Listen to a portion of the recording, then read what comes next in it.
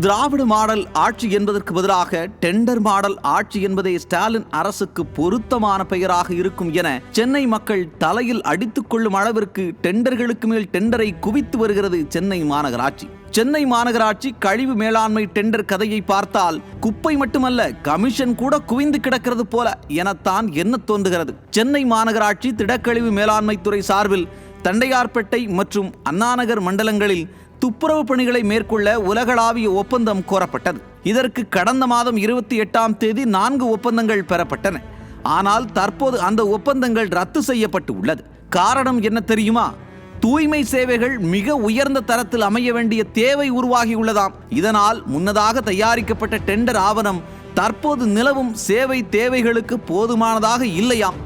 இதனால் அதை ரத்து செய்துவிட்டு புதிய டெண்டரை அறிவிக்க முடிவு செய்துள்ளது சென்னை மாநகராட்சி. ஒரு மாதத்தில் எப்படி சார் தேவைகள் உயரும்? இந்த கேள்வி ஒருபுறம் புரியாத புதிராக இருக்க, மறுபுறமோ சென்னை மக்கள் அகற்றப்படாத குப்பை நாற்றத்திற்கு மத்தியில் நாட்களை கடத்தி கொண்டு வருகின்றனர்.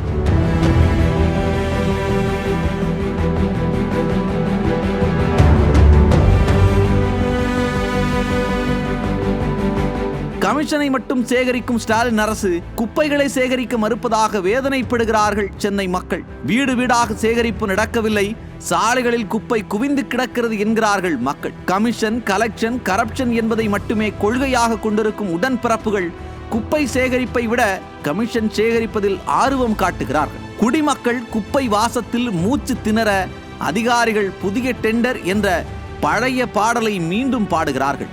குப்பை மேலாண்மை ஒப்பந்தம் குடிமக்கள் நலனுக்கா அல்லது கமிஷன் கலெக்ஷனுக்கா? அதிகாரிகளுக்கே வெளிச்சம் இல்லை, மேயர் பிரியாவிற்கே வெளிச்சம்.